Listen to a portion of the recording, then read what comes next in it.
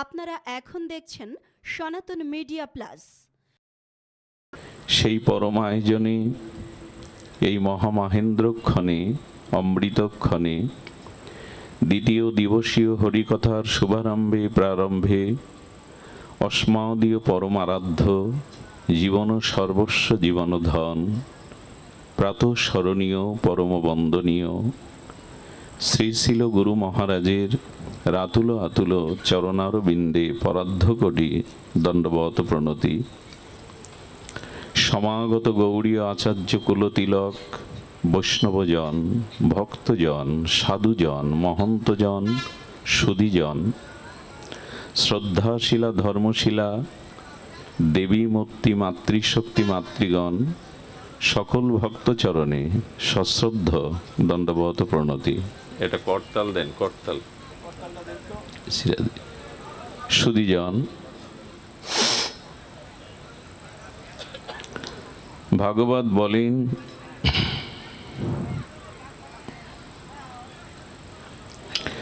মুক্তানা অপি সিদ্ধানাম নারায়ণ পরায়ণ সুদুর্লভং প্রসত্ন আত্মা কোটিসপি মহামুনে। জগতে পাথর বা পাথর নুড়ি অসংখ্য পাওয়া যাবে, কিন্তু তাদের মধ্যে পরশ পাথর সহসা মেলে না। সব পাথর যেমন পরশ পাথর হয় না, তদুপরি এই জগতে প্রকৃত নিষ্কিঞ্চন শুদ্ধ কৃষ্ণ ভক্ত ভাগবত ভক্ত বড় দুর্লভ। কেমন দুর্লভ? এটা বন্ধ করে রাখেন তো, এটা বন্ধ করে রাখেন। বলছে কোটি জ্ঞানী মধ্যে একজন মুক্ত হয়, আর কোটি মুক্ত জীবের মধ্যে একজন শুদ্ধ ভগবত ভক্ত হন। অসংখ্য অগণিত অনন্ত পাথরের মধ্যে যেমন পরশ পাথর সুদুর্লভ, তেমনি জগতে জীবগণের মধ্যে দুর্লভ হলো জ্ঞানী ভক্ত। আর কোটি জ্ঞান মধ্যে আরো দুর্লভতর যারা মোক্ষ বা মুক্তিপ্রাপ্ত হন। আর এই কোটি মুক্ত মধ্যে সুদুর্লভতম দু একজন শুদ্ধ ভগবত ভক্ত।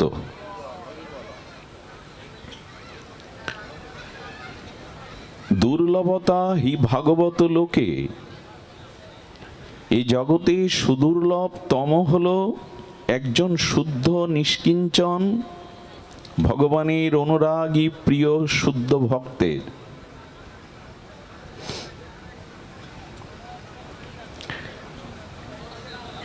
তো এই শুদ্ধ ভক্তি প্রাপ্তির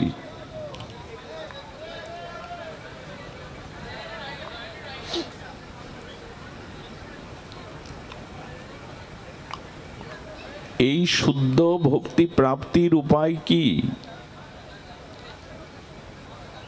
সুদুর্লভতম শুদ্ধা ভক্তির উপায়, শুদ্ধা ভক্তি প্রাপ্তির পরম উপায় আমরা কিঞ্চিত আস্বাদনে ব্রতী হব। দেখুন, ভগবানে আত্মসমর্পণ ব্যতীত, শ্রী ভগবানের সর্বস্ব আত্মসমর্পণ ব্যতীত, সমর্পিত ব্যতীত শুদ্ধ ভক্তিকে আমরা ঠিক অনুধাবন করতে পারবো না। এই দুর্লভতর শুদ্ধ ভক্তি প্রদান করবেন না। শ্রীধাম নবদ্বীপে ধাম শিরোমণি চিন্তামণি ভূমি শ্রীবাসঙ্গনে প্রভু কীর্তন করতেন। সুদীর্ঘ 1 বছর ধরে শ্রীবাসঙ্গনে জগতমঙ্গল ভুবনমঙ্গল বিশ্বপাবন হরিনাম সংকীর্তনে প্রভু আকাশ বাতাস মুখরিত করতেন। এই নবদ্বীপে একজন ব্রাহ্মণ কুমার, উপবীতধারী ব্রাহ্মণ, বিপ্রকুলে জন্মেছে, তারপরে উপবীতধারী ব্রহ্মচারী, এবং কি পান করে জীবন ধারণ করেন জানেন? পয়, অর্থাৎ দুগ্ধ। একে তো ব্রাহ্মণ, দুগ্ধ পান করে জীবন ধারণ করেন, আর তপচর্যা পরায়ণ ব্রহ্মচারী। সেই কিশোর যুবক মহাপ্রভুর এই প্রিয় অন্তরঙ্গ ভক্ত শ্রীবাস ঠাকুরের চরণে নিবেদন করছেন বহুদিন ধরে, আমাকে করুণা করে, কৃপা করে রাধা কৃষ্ণ মিলিত পরতত্ত্ব শ্রীমান চৈতন্য প্রেমবিলাস মূর্তি নর্তন কীর্তন আমাকে একটু দর্শন করার সুযোগ দেন। আচ্ছা, জাতিতে ব্রাহ্মণ, উপনয়নধারী, ব্রহ্মচারী, সদাচার নিষ্ঠ, পয় বা দুগ্ধ পান করেই যার জীবন ধারণ, এমন একজনকেই মহাপ্রভুর কীর্তন দর্শনের জন্য বারবার অনুরোধ করা কেন হচ্ছে? বারবার নিবেদন কেন করা হচ্ছে? কারণ প্রেমের, সেই প্রেমের অধিদেবতা আমাদের গৌড়ীয় বৈষ্ণবের কোটি নির্মঞ্চনীয় যে চরণ, সেই মহাপ্রভুর নর্তন কীর্তন প্রেমবিলাস, এটি দেখবার ভাগ্য দেবতার, ঋষিমুনি, এটি তাদের নাই। মহাপ্রভুর এই প্রেম ও নর্তন কীর্তন দেখার ভাগ্য কার আছে? প্রভু যাকে কৃপা করেন। শ্রীবাস ঠাকুর এই যুবকের অনুরোধ উপেক্ষা করতে পারলেন না। বললেন, তুমি সাদা বস্ত্র আর অবগুণ্ঠিতা হয়ে মাথাটা ঢেকে তুমি দূরে বসবে, কারণ সকলের প্রবেশ অধিকার নাই। মহাপ্রভুর সেই প্রেম উন্মত্ত নর্তন কীর্তন, রসরাজ মহাভাব মিলিত তনু প্রেমবিলাস মূর্তি দেখবার জন্য বড় পিপাসা।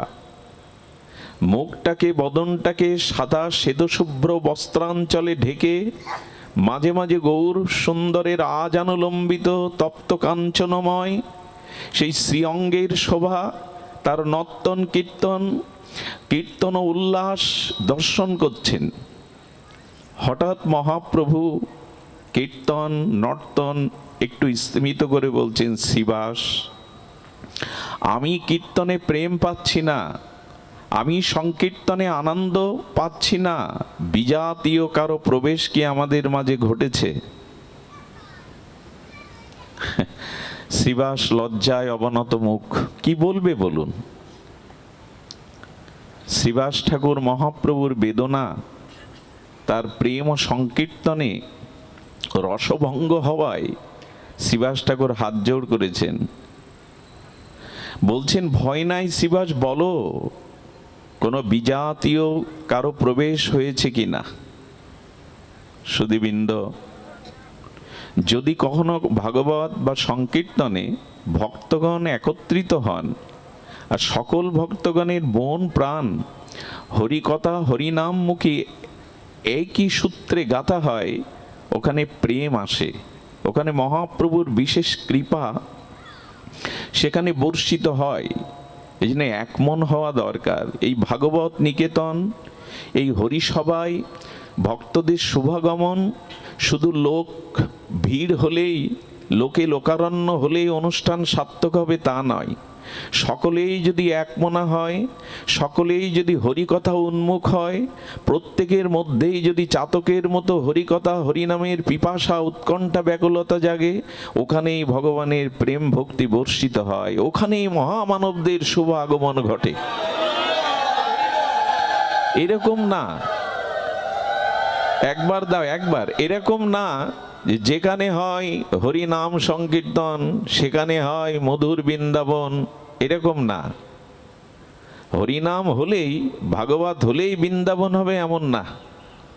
যেখানে হয় শ্রী ভগবানের নাম সংকীর্তন, সেখানে যদি হয় অনুরাগী শুদ্ধ ভক্তের আগমন, সেই ভক্তদের যদি ভগবত চরণমুখী এক মন হয়, ওইখানেই ভগবানের শুভাশিস ভক্তি প্রেম নেবে আসে। এক মন তো আমরা হতে পারি না, কোলাহল থামানো যায় না। আমরা চাতক শ্রোতা হতে পারি না। সুধীজন, সবসময় উপরে বসাটা সম্মানের পরিচয় নয়। নিচে বসলেও, এই কথা কেন বলছি, পেছনে আমরা যারা থাকি, অন্তরালে যারা থাকি, আমরা যে অযোগ্য তা নয়। যোগ্য ভক্তরাই যেহেতু সামনে বসে কৃপা পাবেন এমন নয়। দেখুন, উপরে বসলেই যে আপনি শ্রেষ্ঠত্ব আসন পাবেন তা নয়। আপনারা লক্ষ্য করেছেন, বলাকা বা বক গাছের উপরের ডালে বসে, কিন্তু রাজহংস নিচেতেই থাকে, সরোবরে থাকে। মূল্যায়ন কার? বকের না রাজহংসের? এই জন্য যদি শ্রদ্ধা থাকে, ভক্তি থাকে, তো পেছনে বা সামনে যেখানেই যে অবস্থান করুক, তার উৎকণ্ঠা, ব্যাকুলতা, তার শ্রবণ ও পটুতা, এটি থাকলে ভগবানের বিশেষ পাত্র হন তিনি। ভগবানের দৃষ্টি শুধু সামনে যারা, তাদের দিকে যায় না, যারা সবার অন্তরালে বসে আছেন এদের দিকেও যায়, যদি তার চিত্ত ভগবানের সমর্পিত হয়। ভয় নাই শ্রীবাস বলায়ে বচন, প্রভুর কীর্তন রসে রসভঙ্গ হওয়ায়। শ্রীবাস ঠাকুর তখন হাত জোড় করেছে। মহাপ্রভুকে আনন্দ দেওয়ার জন্য এই গৌর ভক্তগণের জগতে আগমন।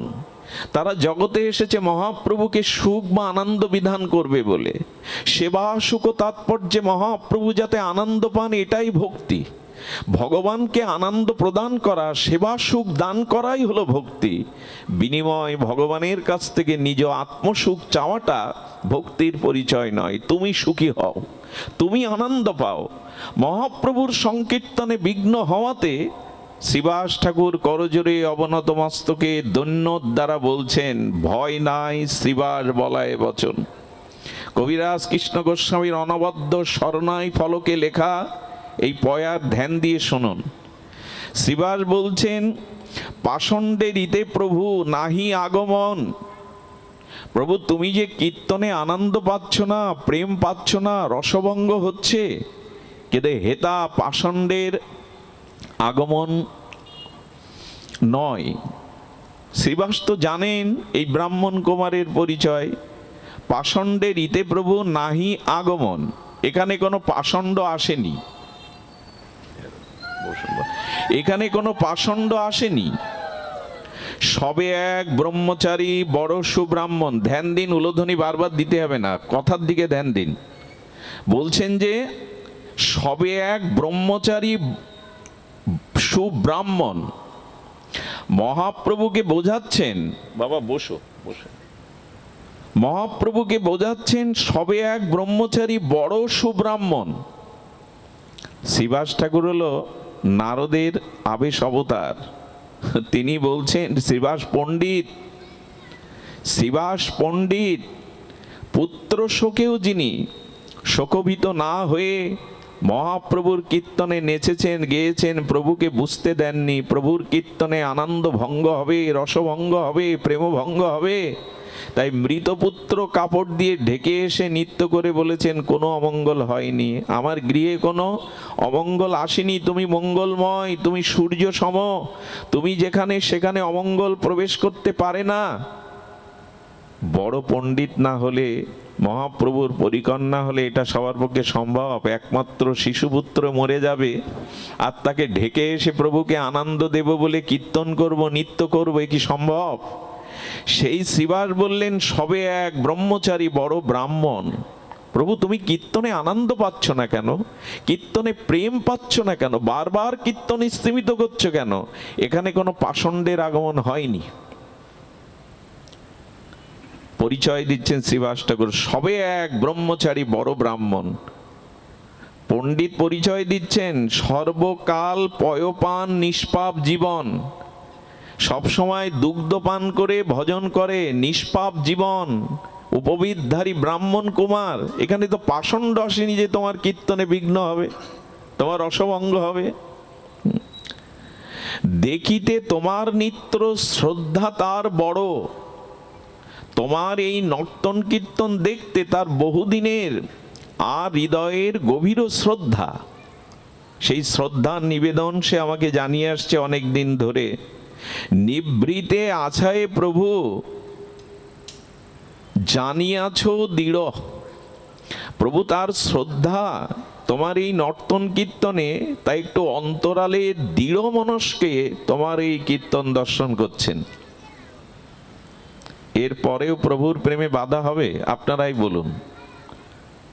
আপনারা তো বিবেচক শ্রোতা, আপনারা তো যথার্থ ভাগবত অনুরাগী শ্রোতা। ঘুম আসছে মা? জেগে থাকো, চোখ খোলা রাখো। জয় রাধে। এখনই যদি ঘুমিয়ে পড়ো শুরুতে, আমি যাব কোথায়? ঘুমায় না। জয় রাধে। ওই সেই কথাই বলছি, সব জায়গায় বৃন্দাবন হয় না। এরকম একজন কিশোর প্রবেশ করেছে, তাতেও প্রভুর প্রেমে বাধা, সংকীর্তনে রসভঙ্গ হচ্ছে। তো নিভৃতে আছায় প্রভু জানিয়াছ দৃঢ়। প্রভু নিভৃতে বসে তোমার কীর্তন শ্রবণ করছেন। আপনারাই বলুন, বিজ্ঞ শ্রোতা আপনারা, আপনারা বৈষ্ণব জন, শাস্ত্রজ্ঞ জন, এমন একজন দুগ্ধ পানকারী নিষ্পাপ ব্রাহ্মণ কুমার উপবিদধারী, তার আগমনে মহাপ্রভুর কীর্তন বিঘ্ন হবে? প্রভুর কীর্তন রসভঙ্গ হবে? প্রেমে বিঘ্ন আসবে? সংকীর্তনে রসভঙ্গ হবে? হলো তাই। কেন হলো এটা বলবার জন্য এই অবতারণা। ধ্যান দিয়ে শুনুন কেন প্রভুর এমন দশা হচ্ছে। শুনি ক্রোধ বেশে বলে প্রভু বিশ্বম্ভর। এ কথা শুনে কারো ক্রোধ হবে? আরো পতিত পাবন অবতারে এসেছেন, দয়ার ঠাকুর হয়ে এসেছেন, হ্যাঁ, তিনি করুণায় অবতীর্ণ হয়েছেন। শ্রীবাসের মুখে এরকম একটা কুমার বালকের কথা শুনে প্রভু ক্রোধ করবে? প্রভু ক্রোধ ভরে কি বলছেন শুনুন। শুনি ক্রোধ বেশে বলে প্রভু বিশ্বম্ভর, ঝাট ঝাট বাড়ির বাহিরে লইয়া কর। সবাই এটা হজম করতে পারবে না কথাটা। মহাপ্রভু বললেন ঝাট ঝাট, ওকে বাড়ির বাইরে বের করে দাও। কেউ ঘুমালে, কেউ তন্দ্রাচ্ছন্ন হলে, কেউ বিষয় কথা বললে যখন আমরা আপনাদের বলি এমন করবেন না, কিন্তু মহাপ্রভু করুণায় অবতার, পতিত উদ্ধারণ লীলাতে এসছেন, তিনি বলছেন ঝাট ঝাট বাড়ির বাহির করে দাও ওকে। জগৎ শিক্ষার জন্য মহাপ্রভু এই লীলা অবতরণ করালেন। তিনি বলছেন যে ঝাট ঝাট বাড়ির বাহিরে লইয়া কর, মোর নিত্য দেখিতে ইহার কোন শক্তি। আমার নিত্য দর্শন করবার জন্য ওর তেমন শক্তি যোগ্যতা আছে কি যে আমার নিত্য দর্শন করবে? মহাপ্রভু বলছেন কথাটি। মোর নিত্য দেখিতে ইহার কোন শক্তি, পয়পান করিলে মোহে হয় কি ভক্তি। দুধ পান করলেই আমাদের ভক্তি হবে? কিছু মনে নেবেন না। ভগবানকে নিবেদন করে পাওয়া প্রতিটি জীবের উচিত, বিশেষ করে মনুষ্য সমাজে যারা আছি। ভগবানের বস্তু, এই সৃষ্টির প্রভু তিনি, তিনি গতি, তিনি ভর্তা, তিনি সাক্ষী, তিনি প্রভু। সৃষ্টি স্থিতি যা কিছুর মূল অনাদি কারণ ভগবান। তাই যার বস্তু তাকে অগ্রে না দিয়ে পাওয়াকে অগ্রভোগ বলে। যার বস্তু তাকে অগ্রে না দিয়ে নিজে পাওয়াকে বলে অগ্রভোগ। কারণ যার বস্তু তাকে না দিয়ে আগে পেলাম, নিজে পেলাম, একে অগ্রভোগ দোষে দোষী হতে হয়। এই জন্য ভগবানকে নিবেদন না করে যারা পায়, গীতার মহাবাণীতে তাদের চোর নামে অভিহিত করা হয়েছে, অগ্রভোগ বলা হয়েছে। তার বস্তু তাকে না দিয়ে আগে পাওয়া, একে বলে অগ্রভোগ। এখন নিরামিষ যারা আমরা অনেকেই পাই, আমাদের অনেক অভিমান কাজ করে, আমি নিরামিষ পাই। নিরামিষ পেলেই, দুগ্ধপান করলেই, বছরে 6 মাস তীর্থ পরিভ্রমণ করলেই, দান ধ্যান যজ্ঞ করলেই তুমি ভক্তি পাবে, এমন নয়। এটা এমন কিছু বড় না যে দ্বারা তুমি প্রেম ভক্তি পাবে। প্রেম ভক্তি অনন্য বিষয়। মহাপ্রভুর মুখে শুনুন, মোর নিত্য দেখিতে ইহার কোন শক্তি, পয়পান করিলে মোহে হয় ভক্তি। তবে প্রভুকে প্রশ্ন করি তো আমরা, কিসে ভক্তি হয় বলো? ব্রাহ্মণ হলে হবে না, উপবিদধারী হলে হবে না, নিষ্পাপ জীবনযাপন করলে হবে না, দুগ্ধ পান করে ভজন করছি তাও হবে না, তাহলে কিসে হবে? কিসে তোমার ভক্ত হওয়া যাবে, ভক্তি পাওয়া যাবে?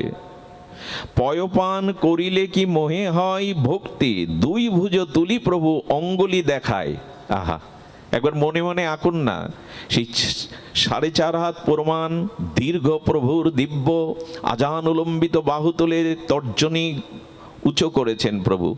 বাহু তুলে তর্জনী উঁচে কি বলছেন? পয়পানে কভু মোরে কেহ নাহি পায়, পয়পানে কেহ মোরে কভু নাহি পায়। দুধ পান করলে যদি কৃষ্ণ প্রেম পাওয়া যেত, বাছুরগুলো আগে পেত।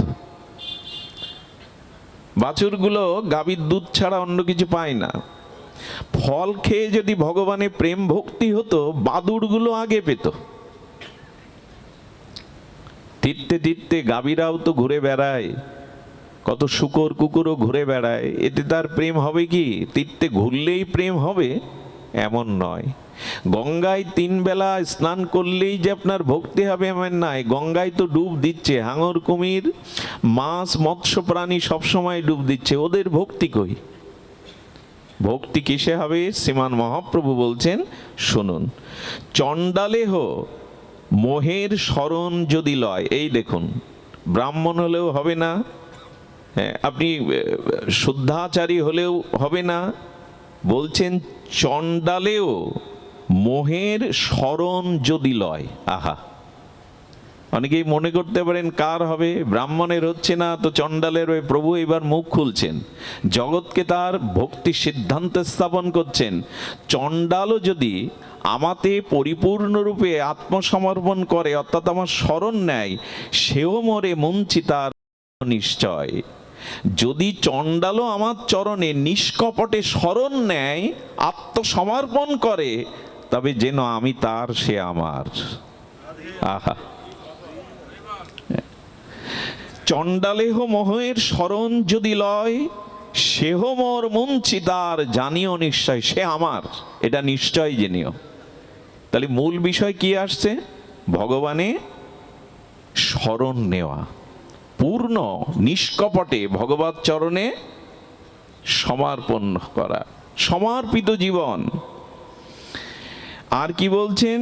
সন্ন্যাসীও যদি মোর না লয় শরণ।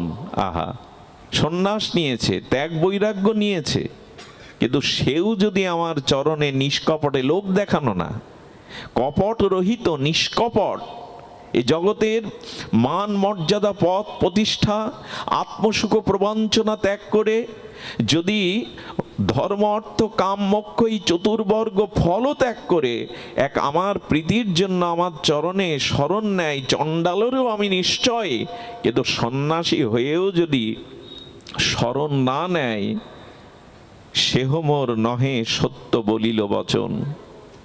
আহা, এই জন্য ঘর ছাড়লেন, হ্যাঁ, গৌরিক বসন নিলেন, তো সেটা নিলেও হবে না। মহাপ্রভু বলছে যদি আমার চরণে শরণ না নাও, কিছু অপরাধ নেবেন না। ত্যাগ এমন না, আমি বাড়ি আমার জন্মস্থানের ঘর ছাড়লাম, গিয়ে উঠলাম 5 তলায়, একটা ঘর ছেড়ে আর একটা ঘরে উঠলাম, এতে সন্ন্যাসের কি মহিমা? ঘর তো ছেড়ে আর একটা ঘর পেলাম, আরো বড় ভালো ঘর পেলাম। আচ্ছা, পুত্র কন্যার প্রতি মোহ ত্যাগ করলাম, এরই নাম তো সন্ন্যাস। ব্রহ্মচর্য নিলাম, কিন্তু কোন কোন শিষ্যের প্রতি পুত্র কন্যার থেকে আরো মোহ এসে গেল। এই যে ত্যাগ, এই ত্যাগ মহাপ্রভুতে সন্তুষ্ট নন। আচ্ছা, গৃহের জমি জমা অর্থবিত্ত ছেড়ে দিলাম, এই জন্য তো সন্ন্যাস নিলাম, কিন্তু সন্ন্যাস নেওয়ার পরে অর্থবিত্ত ব্যাংক ব্যালেন্সের প্রতি আরো মোহ বেড়ে গেল, আরো হিসাব নিকাশ বেড়ে গেল, একে কি বলবেন? সন্ন্যাস? আর বর্তমান কলিযুগে এটাই বেশি হয়, সকলের জন্য নয়, কিন্তু মাদিস জীব আবেগে তাড়িত হয়ে ঘর ছেড়ে দেয়, কিন্তু বড় ঘরে গিয়ে ওঠে। অর্থবিত্তের মায়া ছেড়ে দেয়, কিন্তু সেখানে গিয়ে আর অর্থবিত্তের জঞ্জালে জড়িয়ে যায়। পুত্রকন্যার প্রতি মমতাই যদি ছেড়ে গেলে, তা আবার কোন কোন শিষ্যের প্রতি এত গাঢ় মমতা কেন? সে না হলে চলবে না। মহাপ্রভু বললেন, না, সন্ন্যাসীও যদি মোর না লয় শরণ, শব্দগুলো অনুধাবন করতে হবে। সন্ন্যাসীও যদি মোর না লয় স্মরণ, সেও মোর নহে, সত্য বলিল বচন।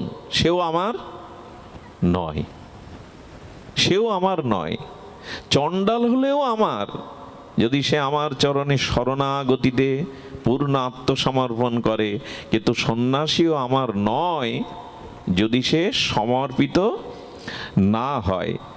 আচ্ছা বলুন তো, এখানে বলছেন গজেন্দ্র বানর গোপ কি তপ করিল, বলো দেখি তারা মোরে কি তপে পাইল। মহাপ্রভু দৃষ্টান্ত দিচ্ছেন, হনুমান কিষ্কিন্ধার বানরগণ কি তপস্যা করেছে যে আমার চরণ পেল। হনুমানের বুকের মধ্যেই তো আমি, তার প্রতিটি লোমকূপেই আমি, কি তপে পেল। আচ্ছা গজেন্দ্র সেই মূর্খ হস্তি, লেখাপড়া জানে না, বেদ বেদান্ত জানে না, কুমির আক্রমণ করেছে, স্ত্রী পুত্র বান্ধব কুটুম্ব তাকে ফেলে চলে গেছে গোধূলি বেলায়, আর ওকে বাঁচানো যাবে না, আমরাও মরতে রাজি নই। সেই সুর উঁচু করে ভগবানের নামও জানে না, তবু ডাকলেন, গজেন্দ্রকে প্রভু উদ্ধার করলেন। কি তপস্যা ছিল, কি তার ত্যাগ বৈরাগ্য ছিল। এই জন্য গজেন্দ্র বানর, বৃন্দাবনের গোপগণ, তারা তো শাস্ত্র খুব বেশি পড়েনি, তারা তো তপস্যা যোগ অবলম্বন করেনি, স্বাধ্যায় করেনি। গোপীগণ কিসে পেল? মহাপ্রভু দৃষ্টান্ত দিলে বানর পেল, গজেন্দ্র পেল, ব্রজের গোপগণ পেল। বলো দেখি তারা মোরে কি তপে পাইল, কি তপস্যা করেছে যে পাবে। এদের তপস্যা আর কিছু নাই। আচ্ছা এরা কিসে পেল? মহাপ্রভু বারবার ওই একটা দিকে আমাদের অঙ্গুলি নির্দেশ করছেন, যাই করো আমার চরণে শরণাগতিতে এসো। শরণ নাও, শরণাগতি না এলে পাবে না। বারবার এই দিকে দিগদর্শন করছেন মহাপ্রভু, শরণাগতি চাই। শরণ না নিলে তুমি ব্রাহ্মণ হয়েও আমার নও, চণ্ডাল হয়েও সে আমার নিশ্চয়, যদি পূর্ণ নিষ্কপট শরণাগতি আমাদের থাকে। আচ্ছা তপস্যা করলেই যদি সব হয়ে যায়, মহিষাসুর তপস্যা করেনি? একটু কথা বলুন, রাবণ তপস্যা করেছিল কিনা? এরা যা তপস্যা করেছে দেবতা ঋষিরাও তা করেনি। তপস্যা করলেই হয়? তপস্যা করে এরা অসুর হয়ে গেল, দানব হয়ে গেল হিরণ্যকশিপুর। এক পায়ে দাঁড়িয়ে হাজার হাজার বছর তপস্যা করে ব্রহ্মাকে সন্তুষ্ট করলো, হিরণ্যকশিপুর দৈত্য হয়ে গেল। তপস্যা করে যদি নিজের সুখ, নিজের বাসনা, নিজের ভোগবৃত্তি জেগে ওঠে, তবে ওই তপস্যায় ভগবান পাওয়া যায় না। ভগবান পাওয়া যায় পূর্ণ আত্মসমর্পণে। কি অদ্ভুত বিষয় বলেছেন, অসুরেরাও তপ করে, কি হয় তার? বিনে মোর শরণ লইলে নাহি পার। এই এক কথায় এখানে মহাপ্রভু কমা পূর্ণচ্ছেদ টেনে দিয়েছেন। সব কিছুর মূলে হলো বিনে মোর শরণ লইলে নাহি পার। কেউ পার পাবে না শ্রী ভগবানের চরণে নিষ্কপটে শরণাগতি। শরণাগতি করলে, শরণাগতির 6টি লক্ষণ রূপ গোস্বামীপাদ বলেছেন। এটি যারা ভক্তি জীবনে, প্রগতিশীল ভক্তি জীবনে আসতে চান, এসেছেন, তাদের জানা প্রয়োজন। আনুকূল্যস্য সংকল্প প্রতিকূল্য বিবর্জনম, রক্ষতি তিস বিশ্বাস গোপিত্বে বরণং তথা। হ্যাঁ, আত্মবিক্ষেপ কার্পণ সরবিধ শরণাগতি, এটি লক্ষণ, 6টি লক্ষণ। মুখে বললে হবে না গোবিন্দ আমি তোমার, গৌর আমি তোমার, মুখে বললে হবে না সব দিয়ে দিলাম তোমার। লক্ষণ থাকতে হবে। বৃষ্টি নামতে গেলে কোথাও মেঘ জমতে হবে, মেঘ ছাড়া বৃষ্টি হবে না। কিছুটা লক্ষণ থাকতে হবে যে তুমি ভগবানের শরণাগতি, মুখে বললে সব তোমার, সব তোমার, আমার বলে জগতে কিছু নেই, প্রভু সব তোমার, এরকম মুখে বলাতে হবে না। আচ্ছা মুখে বললে আপনি আমি ভুলতে পারি, আমার হৃদয়ে বসে আমার 1 কোটি জন্ম পরে আমার মনে কি বাসনা জাগবে, কি সংস্কার জাগবে, যিনি জানেন, তাকে ফাঁকি দেওয়া যায়? কথাটি আবার বলি, আমার হৃদয়ে বসে আমার 1 কোটি জন্ম পরে আমার কি সংস্কার, কি বাসনা, কি ইচ্ছা মনে জাগবে, যিনি জানেন, তাকে ফাঁকি দেওয়া যাবে কপটতা করে? অন্তর্যামী তো অন্তরে বসে সব দেখেন, আমি বাইরে ফাঁকি দিলাম, সমাজকে, মানুষকে আমি তার চোখে জাল ফেলে দিলাম। ভগবানকে দিতে পারবে না, যে কোটি জন্ম পরও আপনার স্বভাব জানে, 1 কোটি পরের জন্মে আপনার সংস্কার স্বভাব কেমন, অন্তর্যামী যিনি জানেন, তাকে কোথায় ফাঁকি দেব আমরা? তাকে ফাঁকি দিতে গেলে নিজেই ফাঁকিতে পড়ে যাব। এই জন্য বললেন, এই জগতে কপটতার কোনো স্থান নেই। মুখে আর মুখ দুরকম হলেই এ পথে বিপদ। এ পথ তার জন্য না যার মন মুখ ভেতরে বাহিরে 2 রকম। সুধীজন, এই জন্য পূর্ণ শরণাগতির 6টি লক্ষণ করেছেন গোস্বামী আচার্যগণ। সেটি হলেন আনুকূল্যস্য সংকল্প, ভগবানের অনুকূল প্রীতি সেবাময় বিষয়গুলো গ্রহণ করতে হবে, যাতে ভগবানের আনুকূল্যময় প্রীতি সুখ আনন্দ হয়, শুধু সেইটুকুই গ্রহণ করতে হবে। প্রাতিকূল্য বিবর্জনাম, যা ভগবানের আনন্দ প্রীতি সেবার অন্তরায় বাধা, তাকে ত্যাগ করতে হবে। এখানে আমরা ধরা পড়ে যাব। আমরা বললে একটু ভুল হলো, আমার মতো যারা, তারা এখানে বাদ পড়ে যাবে। ভগবানের অনুকূল বিষয়গুলো গ্রহণ আর ভগবানের প্রতিকূল বিষয়গুলো বর্জন, এটি না হলে মুখে ফেনা তুলে দিয়েও বললে হবে না, গৌর আমি তোমার, নিতাই আমি তোমার। আনুকূল্য গ্রহণ করতে হবে, ভগবানের আনুকূল্য প্রীতিময় সেবা গ্রহণ করতে হবে, আর ভগবান বা শাস্ত্রের গুরু নির্দেশের প্রতিকূল বিষয়গুলো ত্যাগ করতে হবে। তা কি করতে পারলাম জীবনে? শাস্ত্র মহাজন শ্রী ভগবানের প্রতিকূল বিষয়, নেশা করো না, কোনো জাতীয় নেশার বাধ্যবাধকতা যেন না আসে, প্রাণী হত্যা করে সেটা পেও না, এসব নিষেধ তো আছে। পরস্ত্রীকে মাতৃজ্ঞান করো, এটা তো বলা আছে। কিন্তু আমরা এই প্রতিকূল বিষয়গুলো আজও ত্যাগ করে উঠতে অনেকেই আমার মতো পারিনি। যারা পারিনি তাদের জন্য এই জন্ম মৃত্যু জরাব্যাধি কাল কবলিত অভিশাপ মুক্তি কোনো কল্পেই সম্ভব নয়। বারবার তাকে পুনঃ পুনঃ জন্ম মৃত্যু চক্রে অভিশাপ ভোগ করতে, এই মরজগতে এই মর্ত জগতে তাকে পুনঃ পুনঃ আসতে হবে। পুনঃ পুনঃ এই জরাব্যাধি মৃত্যুময় সংসারে অভিশাপ বহন করতে হবে। এই জন্য খুব দ্রুত ভগবানের শাস্ত্রের অনুকূল বিষয় গ্রহণ করুন, প্রতিকূল বিষয়কে বর্জন করুন। একদিনে হবে না, কিন্তু অভ্যাস চালিয়ে যেতে হবে। দিনের পরে দিন, মাসের পরে মাস, বছরের পরে বছর, জীবনের প্রতিটি ক্ষণে এই চেষ্টা করে যেতে হবে। 2 পা এগিয়ে যেন আর 10 পা পিছিয়ে না যায়। যে পাটা ভগবানের পথে, ভক্তির পথে, ভজনের পথে ফেলেছি, আর একটা পা এগিয়ে না যেতে পারি ক্ষতি নেই, ওই পাটা যেন আর পিছনে না টানি। এইগুলোই সতর্ক হতে হবে। শুধু অনুষ্ঠান ধর্ম নয়, লাইট প্যান্ডেল বড় বক্তা হরিকথার উচ্ছ্বাস বয়ে যাওয়া এগুলি নয় হলো এই জন্য যে অনুকূল বিষয় গ্রহণ, প্রতিকূল বর্জন, এটি শরণাগতির প্রথম 2টি লক্ষণ। যা প্রভুর প্রিয় নয়, মনে পড়ে প্রভুর প্রিয় নয় তা বর্জন। বিভীষণ, উনি লঙ্কার রাজা হয়েছিলেন রাবণ পরবর্তীতে, আর এই রাজা, এই রাজমুকুট তাকে দিয়েছিলেন রঘুপতি রামচন্দ্র নিজেই। শরণাগতির প্রথম দিনই তাকে রাজতিলক পরিয়ে বলেছিলেন, তুমি লঙ্কার নৃপতি।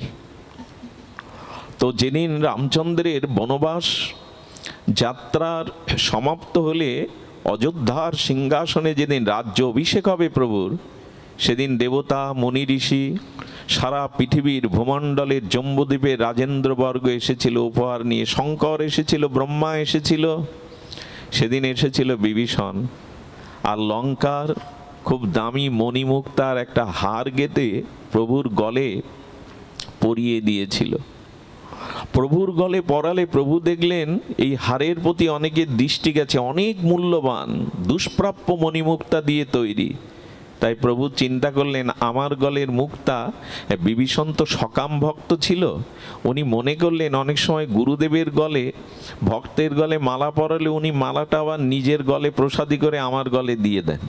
প্রভু যদি এই মুক্তার হারটা আবার আমার গলে দিয়ে দিত, এটা সুরক্ষিত করে রাখতাম। একে দেওয়া বলে কি? প্রভু বুঝলেন মনের কথা বিভীষণের, নিরপেক্ষ জায়গায় সীতামার কাছে দিলেন। সীতামাও অনুভব করলেন, করে বললেন, নিরপেক্ষ জগতে ভক্ত।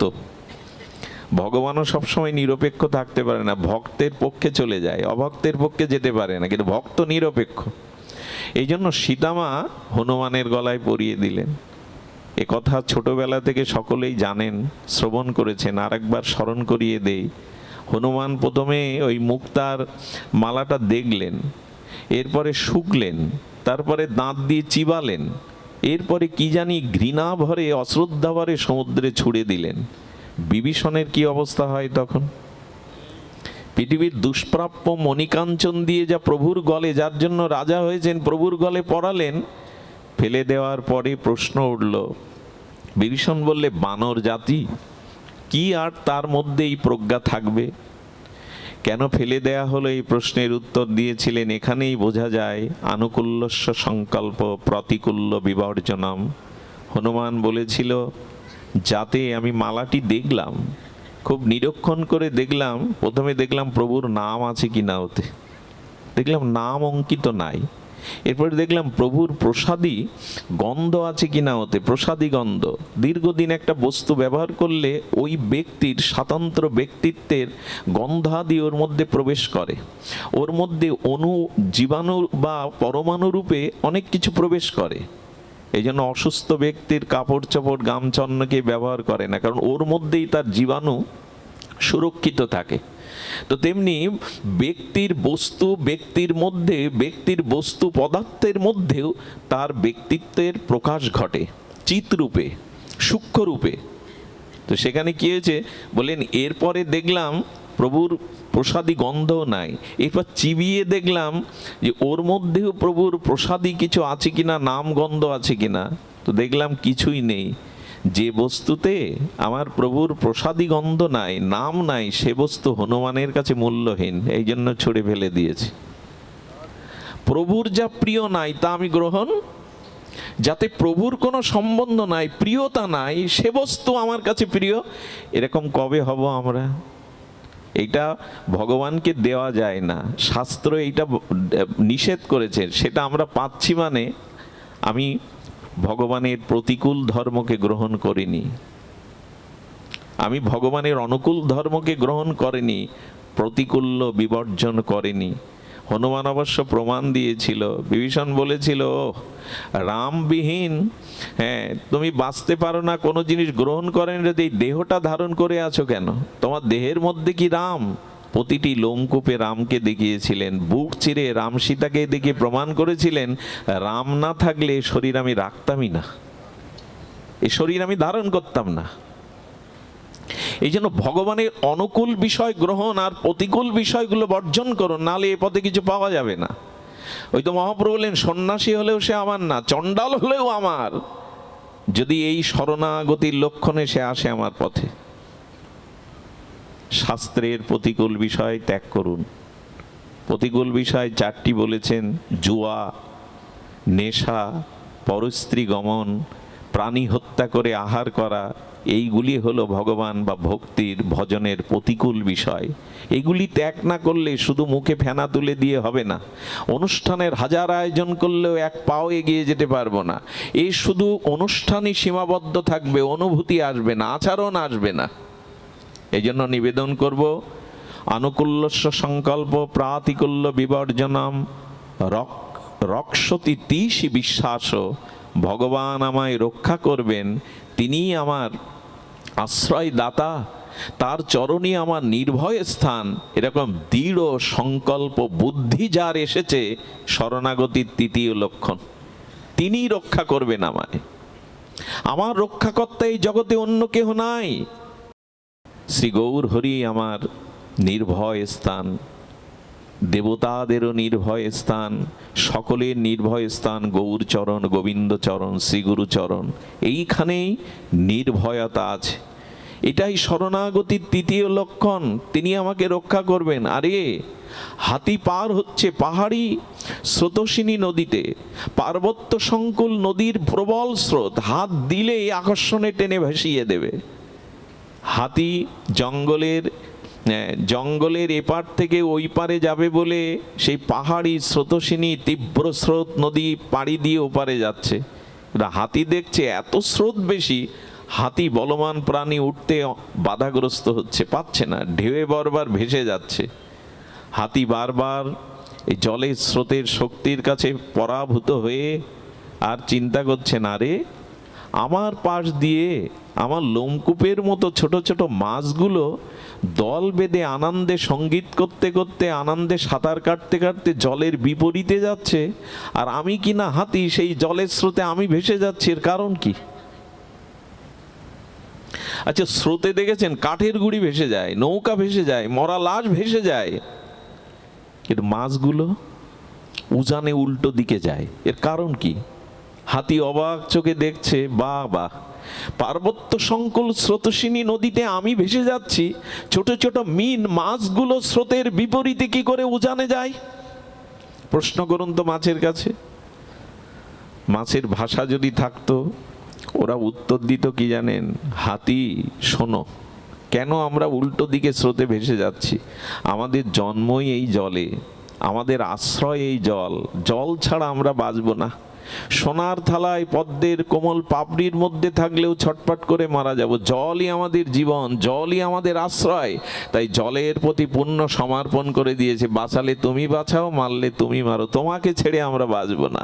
এই সমর্পণ কারণে জল বলছে, তুই যেহেতু আমাতে আশ্রয় নিয়েছিস, শরণাগতি নিয়েছিস, তা আমি হাতি ভাসিয়ে এনে গেলেও তোদের বুকের মধ্যে টেনে রাখবো। তাই মাছগুলো উজানে উল্টে দিকে যাচ্ছে। জো যাকো শরণ লিয়ে সরাখো তাকো লাজ, উল্টা জলে মছলি চলে বহি যায় গজরাস।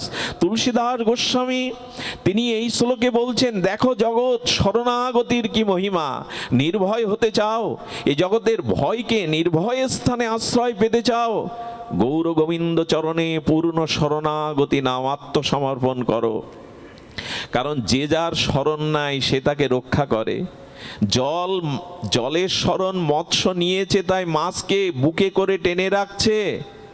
আর হাতি নিজের শক্তি প্রয়োগ করতে গেছে স্বাতন্ত্র, জলের শরণ নেয়নি, তাই জলও তার শক্তিতে ভাসিয়ে নিয়ে যাচ্ছে। এর থেকে বড় দৃষ্টান্ত আমার ঝুলিতে নাই। ভগবানের চরণে যদি শরণ নেন, ভেসে যাবেন না এই সংসার সাগরে। শত দুঃখ যন্ত্রণার মধ্যেও তিনি আপনাকে চরণে রাখবেন, ফেলবেন না। জলের শরণ নিলে যদি মাছ এভাবে উজানে যেতে পারে, হাতি না যেতে পারে, শরণ নেয়নি হাতি, এই জন্য কে রক্ষা করবে আমাদের? রাজা, মন্ত্রী, চেয়ারম্যান, মেম্বার কেউ না। রক্ষা করা একমাত্র স্রষ্টা ঈশ্বর, তার চরণে শরণ নিন। রক্ষা আর কেউ করবে না। কালের হাত থেকে কোনো চেয়ারম্যান, মেম্বার, মন্ত্রী, প্রধানমন্ত্রী আপনাকে রক্ষা করতে পারবে না। কাল যেদিন আসবে, কে রক্ষা করবে আপনাকে? রক্ষাকর্তা ভগবান। এই বিশ্বাসটা আনাই শরণাগতি। ওই যে বললাম, মুখে ফেনা তুললে হবে না, গড়াগড়ি দিয়ে হাউমাউ করলেও হবে না। গোবিন্দ আমি তোমার, গৌর আমি তোমার, এই লক্ষণগুলি বলে দেবে আপনি পূর্ণ শরণাগতিতে এসছেন কিনা। আর গোপিত্বে বরণং, তোমাকেই বরণ করেছি, তুমি পতি, তুমি গতি, তুমি শরীর, তুমি আশ্রয়, তুমি অগতির গতি, তুমি সর্বস্ব। এ শুধু শব্দ নয়, জীবন দিয়ে, প্রতিটি ইন্দ্রিয় দিয়ে, প্রতিটি ভাবনা দিয়ে, অনুরণন ধ্যান দিয়ে মনে করতে হবে, তুমি আমার পতি, তুমি আমার আশ্রয়, তুমি আমার শরীর, তুমি আমার গতি, তুমি আমার অগতিরও গতি। এইভাবে তাকে বরণ করুন, এইভাবে তাকে বরণ করুন। এরই নাম শরণাগতি। হ্যাঁ, গোপিত্বে বরণং তথা আত্মনিক্ষেপ্য কার্পণ্য। ভগবানের নাম নিতে, ভগবানের ভজন করতে, জীবনের যা কিছু তাকে নিবেদন করতে কার্পণ্য করবেন না। আত্মাকে না জানায় কর্পণতা, ভগবানকে ভজন না করায় কৃপণতা। শুধু টাকা গচ্ছিত করে রাখলেই তাকে কৃপণ বলে না। এ জগতে সব থেকে বড় কৃপণ যিনি মনুষ্য জন্ম পেলেন, বিবেক পেলেন, বুদ্ধি পেলেন, শাস্ত্র পেলেন, সাধুগুরু পেলেন, ধাম পেলেন, গঙ্গা পেলেন, তুলসী পেলেন, বৈষ্ণব পেলেন, প্রসাদ আদি পেলেন, এর পরেও যিনি ভজন না করে জগৎ থেকে সরে গেলেন, ইনি কৃপণ। কাজের কাজ করলেন না যে জন্য সে এসেছিল, ইনি প্রকৃত কৃপণ। আর কৃপণের কোনো কালেই ঠাঁই নাই। কৃপণ কোনো জন্মেই ভক্তি পাবে না। কৃপণতা এমন একটা দোষ, সবখানে ইহকাল পরকালে তাকে শেষ করে দেবে। কৃপণতার ইহজগতে পরজগতে কোথাও স্থান নাই। এই জন্য প্রকৃত কৃপণ ভগবান ভজন না করা, আত্মাকে না জানা। এই ষড়বিধ লক্ষণ যার মধ্যে, ইনি শরণাগতি, যথার্থ শরণাগতি এটি। আসুন আমরা চেষ্টা করি, একদিনে হবে না, এক জন্মেও হয়তো হবে না, তবে নিতাই গৌড়ের এই প্রেম ধর্মে অনার্পিত চরিত যুগে, এই করুণার যুগে আমরা সামান্য এগিয়ে গেলে তিনি এগিয়ে আসবেন। কিন্তু বাধা কোথায়, অন্তরায়টা কোথায়, সামান্য একটু আস্বাদন করি। অন্তরায় কি জানেন? ভগবান শঙ্কর পার্বতীকে বলছেন, শ্রী ভগবান বারবার কেন জগতে আসেন, লীলা করেন? পার্বতীর এই প্রশ্নের ভগবান শঙ্কর উত্তর দিচ্ছেন, ধ্যান দিন। অনুগ্রহায় ভূতানাং মানসিং তনুমাশ্রিতম ভজতে তাদৃশী ক্রিয়া য সূত্রা তৎপর ভবেত। ভাগবতজি ভগবান এই শ্লোক বলেছেন, অনুগ্রহায় ভূতানাম মানসিং তনুমাশ্রিতম, অর্থাৎ ভগবান বারে বারে এই মনুষ্য শরীর ধারণ করে কেনই জগতে লীলা করেন, তার কারণ ভগবান শঙ্করের মুখে শুনুন। ভগবান জগতে আসেন, এর অনেকগুলো কারণের মধ্যে একটি কারণ ভগবান শঙ্কর মাতা পার্বতীকে দিয়ে জগৎকে শোনাচ্ছেন। একবার শঙ্করজি বলছেন, ভগবানের গুণ অনন্ত। অনন্ত কাকে বলে? যাকে অন্ত করা যায় না। ভগবানের গুণ অনন্ত। আর আমাদের জীবের, আমাদের বলতে ভুল হলো, আমার মতো জীবের অনন্ত দোষ। ভগবানের অনন্ত গুণ আর আমার দোষ গুণে বলা যাবে? বলতে পারবেন? আমি তো পারবো না, আমার দোষ কত জন্মের কত দোষ, এ গুণে বলা যাবে না। এই জন্য শাস্ত্র বলছেন, ভগবান তোমার গুণ যেমন অনন্ত, তেমনি আমার মতো জীবের দোষও অনন্ত। এই অনন্তে অনন্তে যদি সামনাসামনি হয়, তাহলে জীব ভগবানকে কি বলবে? বলে, প্রভু দেখো, তোমার কোনো প্রতিযোগী থাকা উচিত নয়। একই চেয়ারে দুজন প্রধানমন্ত্রী বসতে পারে না, একই ব্যাসপীঠে আমরা দুইজন পাঠ করতে একই সাথে পারবো না। তো প্রভু তোমার কোনো প্রতিযোগী থাকা উচিত নয়। ভগবান বলছে, কেমন?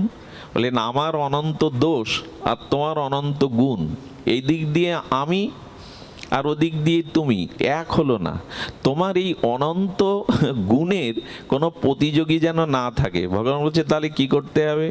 বলে, এক কাজ করো প্রভু, তোমার প্রতিযোগী রাখবে কেন?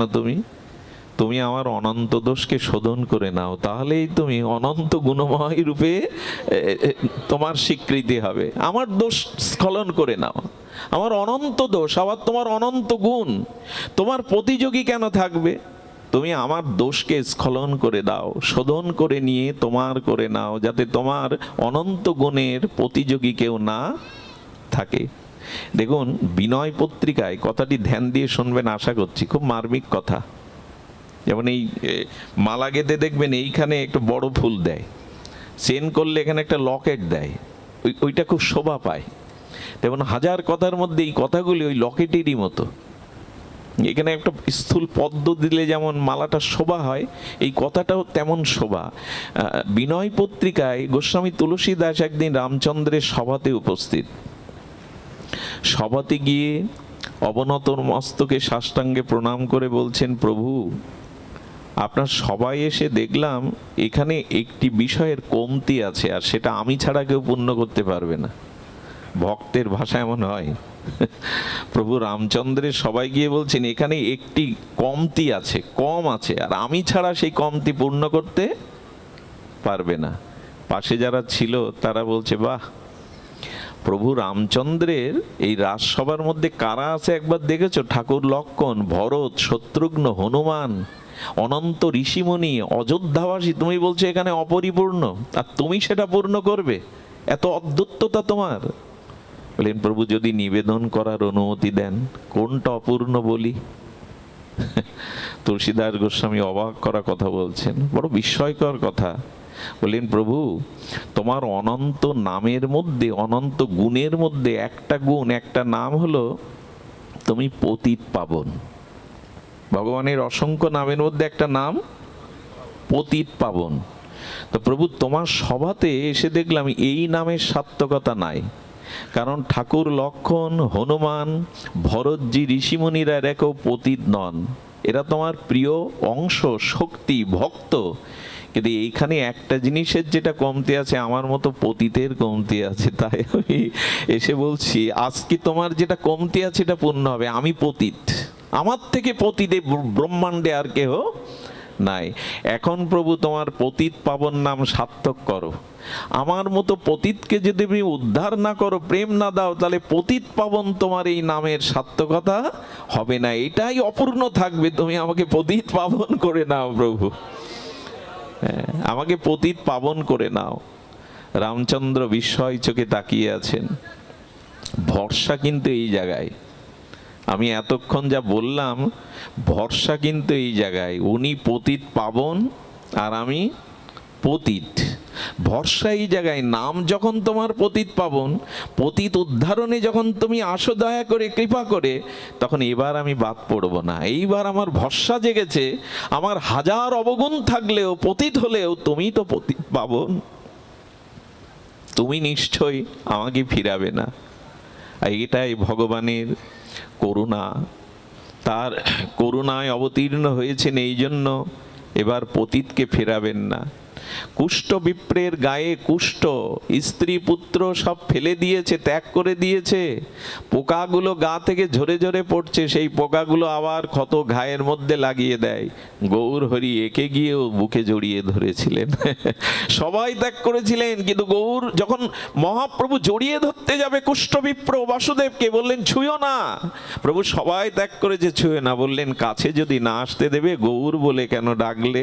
দাও জন্ম জন্মান্তরের পাপ অপরাধ যা কিছু আমায় দাও, এটি নেওয়ার জন্যই আমি অবতীর্ণ হয়েছি গলিতে।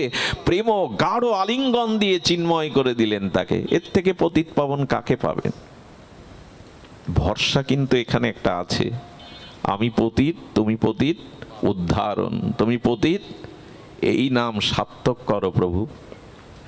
মৌসম পতিতে জগতে আর দ্বিতীয় পাবে না তুমি। সুধীবৃন্দ, এটা যেমন ভক্তের দৈন্য থাকতে হবে, প্রেম ভক্তি লাভের আমি উপায় বলছিলাম, পরম উপায় বলছিলাম, কিন্তু এখানে একটা প্রসঙ্গ চলে আসে। প্রসঙ্গটা আরো ধ্যান দিতে হবে আপনাদের। অনেকের চোখে ঘুম আসছে কেন জানি না, কষ্ট হয় এগুলো দেখলে। জেগে থাকুন, এইখানে অন্তত জেগে থাকুন। এটা ঘুমানোর জায়গা না, এটা ধ্যানের জায়গা, মননের জায়গা, এটা ভগবত আরাধনার জায়গা। ধ্যান দিয়ে শুনুন। বলছেন দোষেও যেমন অগণিত অনন্ত দোষে যেমন ভক্তি প্রাপ্তির পথে বাধা, তেমন গুণও ভগবত ভক্তির পথে বাধা। এরকম নূতন কথা। নূতন মানে আমাদের কাছে অনেকটা নূতন মনে হবে। গুণ ও বাধা, অনন্ত দোষ যেমন প্রেম ভক্তির পথে অন্তরায়, অনন্ত গুণও বাধা। বলি কেমন বিপরীত শোনালো না? গুণ যার মধ্যে আছে, উৎকর্ষ যার মধ্যে আছে, অনেক গুণে তিনি গুণান্বিত। আর এই গুণ থাকলে যেটা হয়, এই গুণের অভিমান বা অহংকার এসে বাধা হয়ে দাঁড়ায়। এই ভক্তি পথে এইগুলো খুব সতর্ক রূপে শুনতে হবে, জানতে হবে। পথ চলতে গেলে কাঁটা দেখতে হবে, বিদীর্ণ হলে আর পথ চলতে পারবেন না।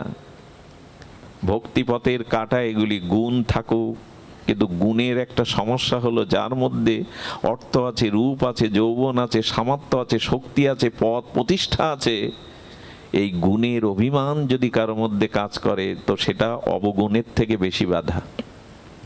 ঠাকুরমশাই বলেছেন পাপ পূর্ণ দুই পরিহর, পূর্ণ সে সুখের দাম, তার না লইও নাম। আরে বাবা, পাপ না হয় বাধা হলো ভক্তির পথে, ভজনের পথে, পুণ্যটাও বাধা।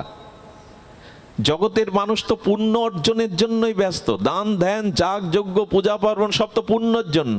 পরকালে স্বর্গে পাবো, পরকালে ধনীর ঘরে জন্মাবো, সব তো পুণ্যের জন্যই করা, বলে ওটাও বাধা। পরমহংসদেব সুন্দর কথা বলেছিলেন। ওনার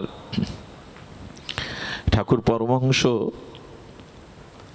ঠাকুর রামকৃষ্ণ পরমহংসদেব, তিনি বলছেন দেখ রে, একটা কাঁটা ফুটে আছে, তাতে যন্ত্রণা কাতর তুই, আর একটা সমপরিমাণ কাঁটা দিয়ে ওই বিদীর্ণ কাঁটাটা তুলে ফেলো, উপড়ে ফেলো। গ্রামের মানুষ তাই করে। একটা কাঁটা পড়লে কাছে তো কিছু নেই, আর একটা কাঁটা দিয়ে ওই বিদীর্ণ কাঁটাটা তোলে। আচ্ছা, যে কাঁটা দিয়ে ওইটা তুললেন সে কাঁটাটা যত্ন করে রেখে দেন কি করেন? দুটোই ফেলে দেন। তেমন পাপ পূর্ণ দুটোই কাটা, দুটোকেই ছাড়তে হবে, তবে ভক্তি হবে। ভক্তি কিন্তু এই দুটো আঁকড়ে ধরলে ভক্তি হবে না। পুণ্য এক জিনিস, ভক্তি আর এক জিনিস। পুণ্যের দ্বারা কি হয়, যে যাগ যজ্ঞ দান ধ্যান ন্যায় পরায়ণতা, এগুলো কি হয়? এগুলোর দ্বারা পুণ্য হয়। আর পুণ্য স্বর্গে গেলে ভোগ করার পর ক্ষয় হলে আবার ওরা ঠেলে ফেলে দেয় জগতে। ক্ষীণ পুণ্য লোকং বিশ্বন্তি। তো পুণ্য ক্ষয় হলে আপনাকে আবার চলে আসতে হবে। এই জন্য বলছেন কি দুটোই বাধা। কেমন জানেন? একটা পাখিকে লোহার পিঞ্জরে আর একটা পাখিকে স্বর্ণ পিঞ্জরে আটকে রাখা হয়েছে।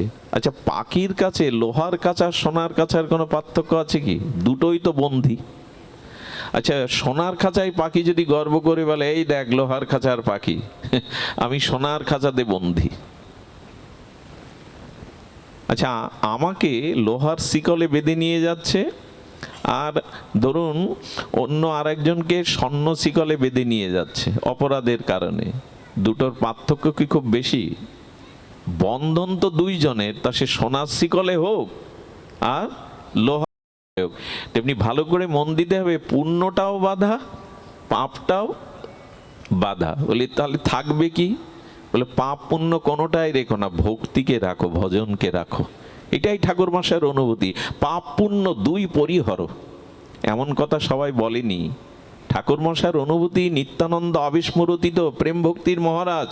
উনি বলছে ছাড়ো, পুণ্যের নেশায় আজ মানুষ সব করে। এই করলে এই হবে, ওই করলে এই হবে, এই দান করলে, এই যজ্ঞ করলে, এই পূজা করলে, এই দেবদেবীর আরাধনা করলে টাকা অর্থ রোগ শোক হালখাতা ভালো হবে, ঘেরের মাছ ভালো হবে, ব্যবসা ভালো হবে, সব পুণ্যের তালে ব্যস্ত আমরা।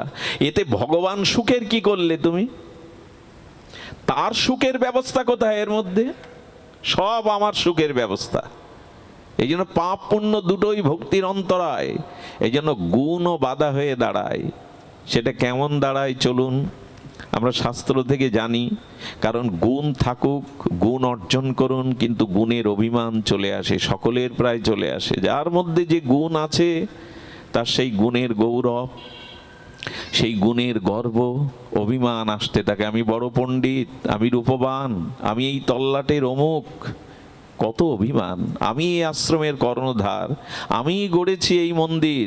সব কিছু গুণের মধ্যে একটা বাধা। জানবেন এটাও বন্ধন, এটাও খাঁচা। আচ্ছা, বৈকুণ্ঠের দ্বারী এদের নাম জয় এবং বিজয়। ধ্যান দিন, পূর্ণ বাধা কোনটা? যদি পূর্ণত্বে অভিমান আসে। জয় বিজয় এরা বৈকুণ্ঠের দ্বারী হওয়া সহজ। জয় এবং বিজয় তাদের অনুমতি নিয়েই ভগবানের কাছে যেতে হয়। সাধারণ তারা সব চারি হাত বিশিষ্ট, তারা সব বৈকুণ্ঠের পরিকর। জয় আর বিজয়, মানুষের জীবনে যখন গুণ আসতে থাকে, সামর্থ্য আসতে থাকে, চারিদিকে জয় হতে থাকে, বিজয় হতে থাকে, তখনই এই গুণের দ্বারা যে জয় এবং বিজয় আসে, তখনই নেমে আসে এই গুণের গর্ব, বিজয়ের গৌরব।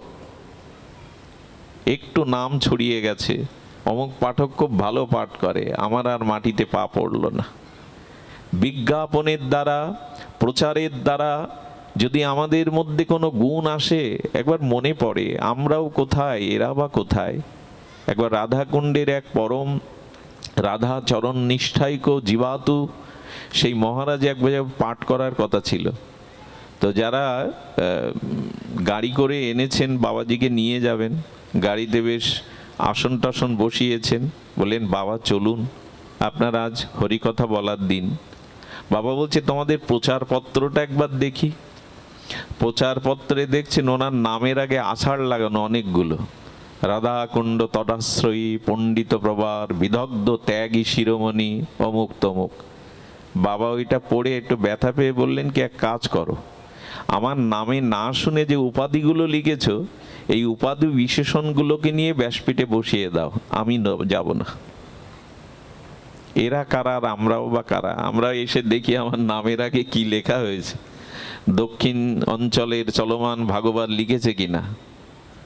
মনে মনে মনে হয় শুধু বিল্বমঙ্গল নাম লিখলো, আগে একটু বিশেষণ দিতে পারতো না। ফেসে গেলাম, ধরা খেয়ে গেলাম, পড়ে গেলাম। বাবা বলছেন, বাবা ভুল হয়েছে, অপরাধ হয়েছে। বললেন, ব্রহ্মাও যদি আমাকে যেতে বলে, আমি এখান থেকে এক চুলো যা ওই উপাধিগুলো বসিয়ে দাও।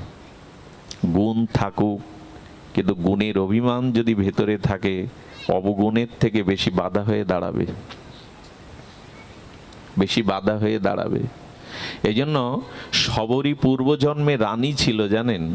শবরীর পূর্বজন্মে ছিলেন মহারানী, শুধু রানী না তো, সাধু সেবা করে উনি রানী তো, রাজা যেতে দিত না সাধু সঙ্গে বৈষ্ণব সেবায়, হরিনাম হরিকথায় যেতে দিত না।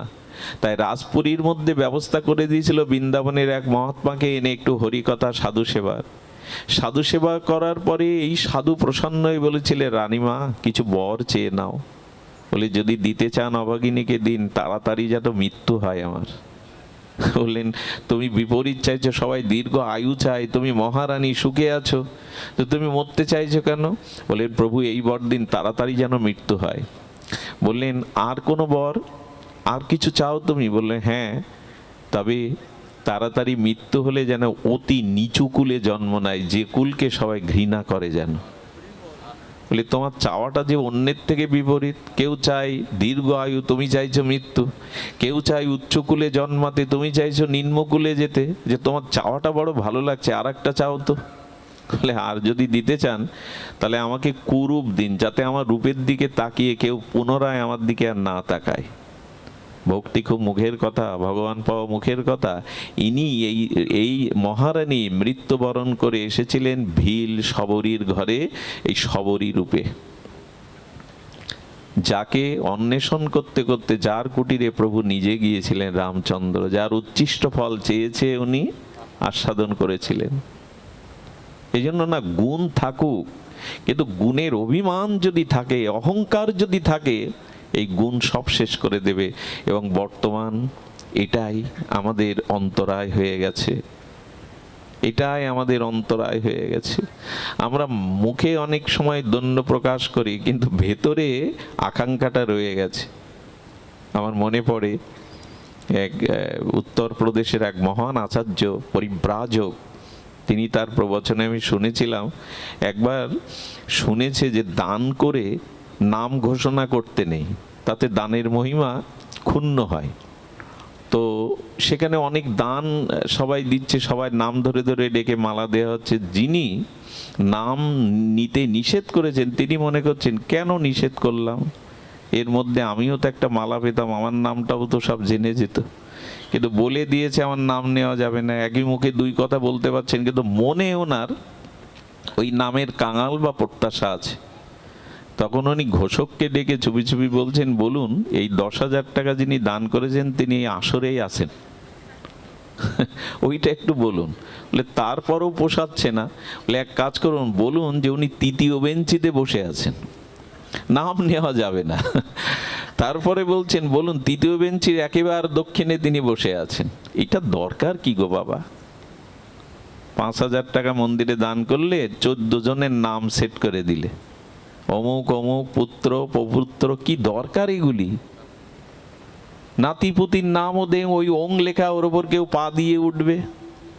সমস্ত বিশ্ব ব্রহ্মাণ্ড যিনি সৃষ্টি করলেন, ভগবান কোথাও নামের প্লেট বসিয়েছেন? এটা আমি করেছি। 5,000 টাকা দিয়ে প্লেট বসাতে হবে, নাতিপুতির নামও লেখাতে হবে। গুণ থাকুক, কিন্তু গুণের অভিমান অহংকার প্রচার থাকলে কিন্তু বাধা, থাকলেই বাধা। এই জয় বিজয় আপনারা জানেন, ভগবান চতুর্ষণ পঞ্চম বর্ষীয় দিব্য তেজময় মূর্তি, প্রথম অবতার। এই চতুর্জন বিবস্ত্র, তারা তো বহুবার গেছেন বৈকুণ্ঠে, সব জায়গায় যেতে পারেন তারা। সনক সনন্দ সনাতন সনত কুমার, এই পঞ্চম বর্ষীয় তেজ পুঞ্জময় ভগবানের প্রথম অবতার এই চতুর্ষণ যেতে গিয়ে বাধা দিল। এই দেখুন গুণের অভিমান। আমরা বৈকুণ্ঠের দুয়ারি, জয় বিজয়, ভক্তের দোষ দেখলো, উলঙ্গ অবস্থায় ভগবানের সামনে যাওয়া যাবে না। আরে শিশুপুত্রকে কে, ছোট্ট শিশুকে তাকে প্যান্ট পরালে সে তো নিজেই খুলে ফেলে, ওরা তো শিশু। আচ্ছা, একটা দুগ্ধপোষ্য শিশুকে বস্ত্র পরাবেন, ও খুলে ফেলতে চায়, কিন্তু 10 বছর বয়স হলে খুলবে কি নিজের ইচ্ছায়? তখন কেউ খুলতে গেলে তাকে পেটাবে। তো কেন জ্ঞান হয়েছে তার পোশাকের। তো ওরা তো ভগবানের শান্ত ভক্ত, ওরা সর্বভূতে হরিকে দর্শন করেন। ওদের আর বস্ত্র, যেমন বিবস্ত্র সুখদেব তুরীয় তত্ত্ব চলেছিলেন, বস্ত্র নাই, নারী পুরুষ ভেদ নাই চোখে, এদের আর কি বস্ত্র থাকবে গো। মা কালীকে কাপড় পরানো হয় না অনেক জায়গায়, কেন জানেন? বিবস্ত্র কেন মা? কেন জানেন? মা হলো শক্তির অধীশ্বরী। এই আকাশটাকে সামিয়ানা দিয়ে ঢাকতে পারবেন? পৃথিবীর সমস্ত কোম্পানির কাপড়গুলো জুড়ে আকাশকে ঢেকে দেওয়া যাবে? তো মা তো শক্তি, জগৎ ব্যাপিত, তাকে কি দিয়ে ঢাকবেন আপনি? কাপড় দেয়া হয় কালী পুজোয়, কাপড় ওখানে থাকে কিন্তু অঙ্গে পরানো হয় না, দেখানো হচ্ছে শক্তি ব্যাপক, তাকে ঢাকবা কি করে তুমি? শক্তিকে ঢাকা যায়? ঢাকা যায় না। এই জন্য শাস্ত্র বলছেন, ওখানে আমরা অনেকেই সমালোচনা করি কেন বস্ত্র নেই। আরে বস্ত্র আছে, আকাশকে ঢাকতে পারবে তুমি? শক্তিকে আবৃত করে রাখা যায় না। এই সব তত্ত্ব বুঝলে আর এই কথা আসবে না কেন ঢাকা, কেন ঢাকা নেই, কেন কাপড় নেই।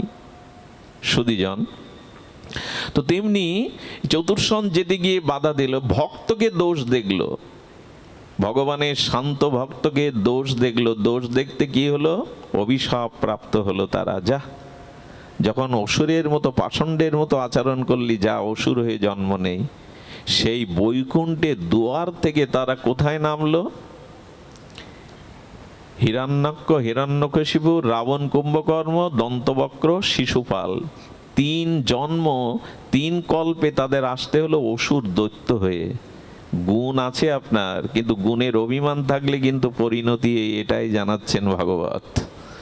বৈকুণ্ঠের দুয়ারি হওয়া মুখের কথা না, জয় বিজয় সাধারণ না, কিন্তু অভিমান এলো। আমরা দুয়ারি, আমাদের অনুমতি না হলে যেতে পারবে না। ভক্তকে বাধা দিল ভগবানের কাছে যেতে। গুণ আছে কিন্তু অভিমানে দৈত্য হতে হলো। এসব দৃষ্টান্ত কি শুধু গল্প, উপন্যাস? আমরা জীবনে নেব না। গুণ থাকুক আপনার, কিন্তু গুণের অভিমান যেন না থাকে। একটা ভালো দৃষ্টান্ত থাকলে দিতে লোভ হয়। আমার সাথে একজন সাতক্ষীরার যিনি জজ, দায়রা জজ, তিনি এখানে মাটিতে বসে আছেন, আসনও স্বীকার করেন না, এইখানে আছেন। তার পরিচয় গোপন রাখাই উচিত, তাদের অনেক প্রোটোকলের ব্যবস্থা আছে। তিনি করুণা করে আসেন মাঝে মাঝে আমার সাথে, মাটিতেই বসেন, মালা নিতে চান না। গুণ থাকুক কিন্তু অভিমান না থাকুক। মহাপ্রভু গিয়েছিলেন, মহাপ্রভু প্রকাশানন্দ সরস্বতীর সভাতে গিয়েছিলেন। 5000 শিষ্য পরিবেষ্টিত ব্রহ্মজ্ঞান ও তেজপুঞ্জ প্রকাশ, যার মধ্যে সেই প্রকাশানন্দ সরস্বতী কাশীর।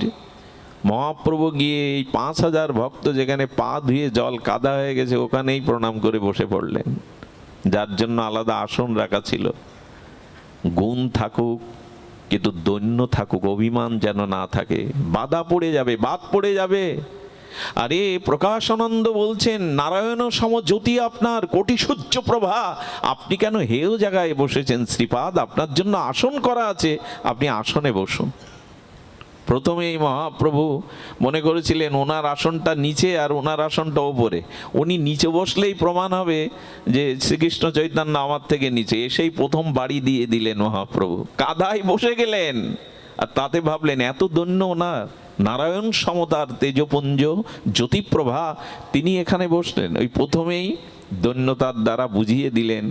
এই জন্য দৈন্যতা থাকুক, রূপ থাকুক, গুণ থাকুক, অর্থ থাকুক, সামর্থ্য থাকুক। আমি কি বলবো, কিছু অপরাধ নেবেন না, আমি পক্ষপাতিত্ব কথা ব্যাসপীঠে বলতে নেই। আজকে সম্ভবত পশ্চিমবাংলায় শপথ গ্রহণ অনুষ্ঠান হলো, ওখানে ভারতের প্রধানমন্ত্রী মোদিজি এসেছিলেন। আমি অবাক হয়ে দেখলাম, লাইভে দেখছিলাম, উনি জনার্দন, জনতা জনার্দনের উদ্দেশ্যে পঞ্চাঙ্গে প্রণাম করলেন ওই স্টেজে দাঁড়িয়ে। সম্ভব তো? বিশ্বের অন্যতম একজন জনপ্রিয় প্রধানমন্ত্রী জনগণের উদ্দেশ্যে পঞ্চাঙ্গ মাথা মাটিতে ঠেকিয়ে প্রণাম করছেন।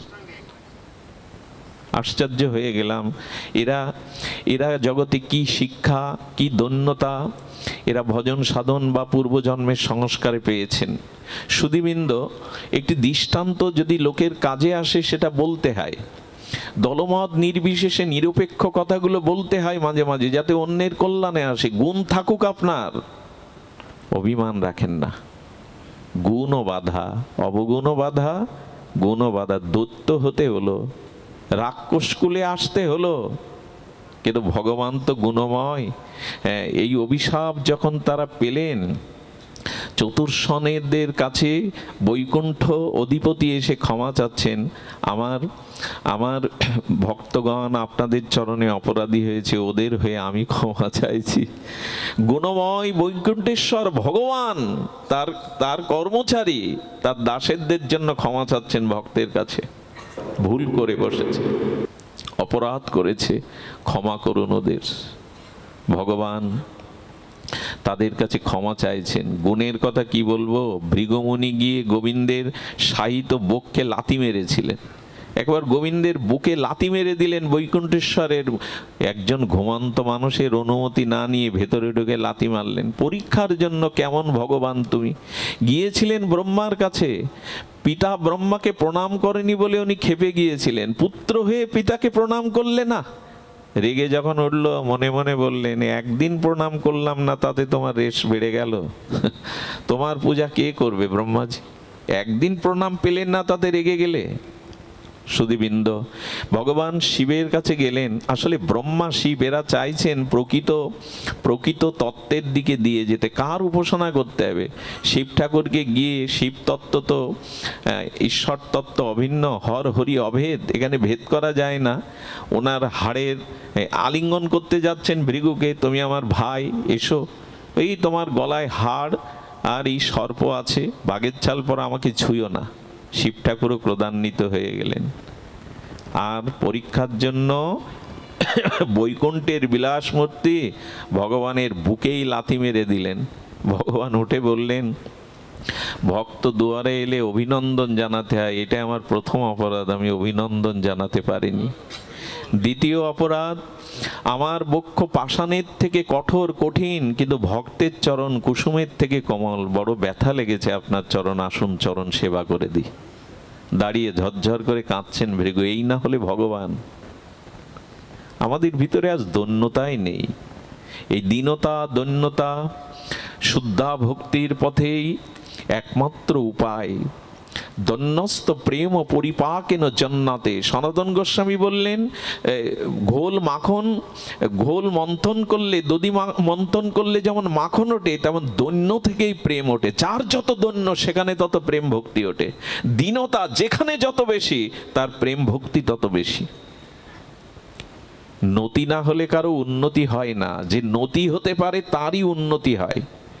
নত হতে শিখলেই কেবল উন্নতি তাকে ধরা দেয়।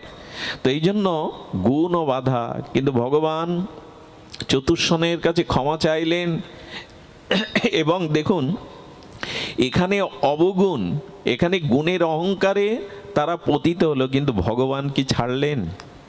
ওই যে অগতির গতি তিনি, ওই যে অনন্ত গুণময় তিনি বললেন, তোমাদের কারণেই বুঝি আমার জগতেই নরতনু ধারণ করে লীলার সুযোগ এলো।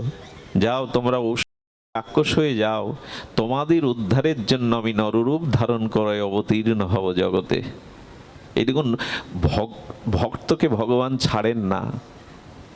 তার চরণে যারা একবার শরণ নিয়েছে ছাড়েন না। কিন্তু জানানো হচ্ছে গুণ কিন্তু বাধা হয়ে দাঁড়াবে যদি গুণের অভিমান, অহংকার যদি আছে। মহাভারতের একটি কথা বলেই আমরা একটি ভক্ত লীলা চরিত্র দিয়ে বিশ্রাম রাখবো।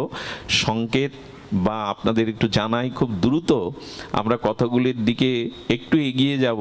মহাভারত পর্বে একটি ঘটনা আমাকে খুব বিস্ময় জাগিয়ে দেয়। পঞ্চপাণ্ডব স্বর্গারোহণে যাচ্ছেন।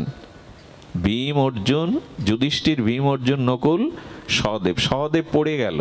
যুধিষ্ঠির পেছনে তাকায়নি। এমন ভাই মরে গেল, তাকাবে না? বলল, পেছন ফিরে তাকাতে আসেননি উনি। এই জন্য তো নির্জানের পথে, মহাপ্রস্থানের পথে চলে গেলেন। ভীম প্রশ্ন করছে, সহদেব কেন পড়ে গেল? বলল, ওর অনেক গুণ ছিল, আর সেই গুণের কারণে ওর ভেতরে একটা অভিমান কাচ্ছ, আমি গুণী, এই কারণে ও যেতে পারলো না, পড়ে গেল। ধ্যান দিয়ে শুনুন। এরপর নকুল পড়ে গেল। নকুল পড়লে ভীম বলছে, দাদা আমরা তো পঞ্চ পাণ্ডব ভাই, ভাই যেতে পারলো না আমাদের সাথে মহাপ্রস্থানে, পড়ে গেল, ওর দোষ কি?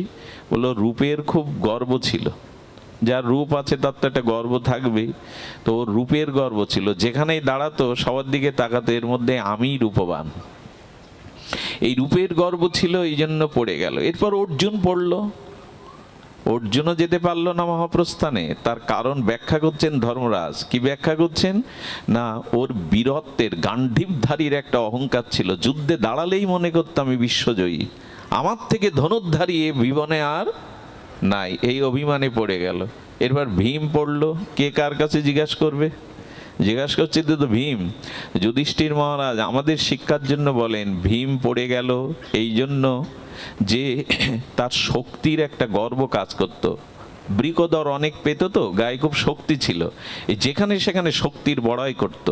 পড়ে গেল। পড়েনি একজন, তিনি ধর্মরাজ। তার অহংকার ছিল না, অভিমান ছিল না। আমি এইটুকু যোগ করি এর সাথে, অর্জুনেরও অভিমান ছিল না, অহংকার ছিল না। ব্যাসদেব আমাদের শিক্ষার জন্য জানালেন, পঞ্চ পাণ্ডব হলেও, ভগবানের সঙ্গী হলেও পড়ে যাবে যদি গুণের অভিমান তোমার মধ্যে থাকে। আচ্ছা, হ্যাসাগ্লাইটের প্রচলন তো এখন নাই, পুরনো দিনে ছিল। হ্যাসাগ্লাইটের মেন্টেলটা কি করা হতো প্রথমে ধরাতে গেলে? ওই মেন্টেলটার মধ্যে কিছু তেল দিয়ে প্রথমে জ্বালিয়ে দেয়া হতো। ওটা যত পুড়ে ছাই হবে তত আলো বেশি। ওইটা দেখবেন পুড়ে ছাই হলেই ওর থেকে আলোটা বিকশিত হবে। যেদিন তোমার গুণের অভিমান অহংকার পুড়ে ছাই করতে পারবে ভজনের দ্বারা, তখনই প্রেমের জ্যোতি প্রকাশ হবে, তখনই ভক্তির জ্যোতি প্রকাশ হবে, তার নয়। এই জন্য শাস্ত্রে বলছে না, অহংকার নয়, গুণ থাকুক, গুণের অভিমান যেন না থাকে। আমার মনে হয় বিশ্বকবি তার ঋষি অনুভূতিতে এই জন্যই বলতে পেরেছিলেন, যে কথা মনে হয় আমাদের ঠোঁটস্থ কিন্তু হৃদয়ঙ্গম আমরা কজন করেছি জানি না। আমার মাথা নত করে দাও হে তোমার চরণ ধুলারও তলে। এই বিশ্বকবির চরণে নয়, চরণ তলে নয়, চরণের তলের যে ধুলিতেই মাথা নত করে দাও। সকল অহংকার হে আমার ডুবাও চোখের জলে। কোথায়? এই বাণী শুধু কাব্যে থাকবে, বিশ্বকবির কবিতায়? এটাই আমাদের জীবনে আসতে হবে।